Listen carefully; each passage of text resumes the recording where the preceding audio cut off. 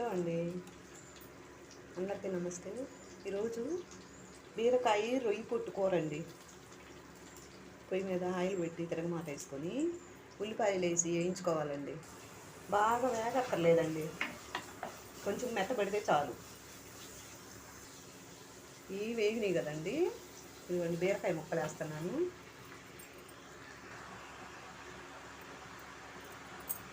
ఇదిగోనండి, కొంచెం ఉప్పు పసుపు వేసుకొని ఈ బీరకాయ కూరని ఉడకబెట్టుకోవాలండి. ఇది రొయ్యి పొట్టు అండి, శుభ్రంగా కడుక్కొని ఒక గిన్నెలో వేసి పెట్టుకోవాలి. ఇదిగోనండి రొయ్యి పొట్టు శుభ్రంగా మట్టి లేకుండా కడిగానండి. ఇప్పుడు దీన్ని బీరకాయ కూరలో వేసుకోవాలి. కొంచెం అల్లం వెల్లుల్లి పేస్ట్ అండి, కారం వేసానండి కూరలో. ఇదిగోండి శుభ్రంగా ఎగిరిపోయిన తర్వాత దింపుకోవటమేనండి కూరని.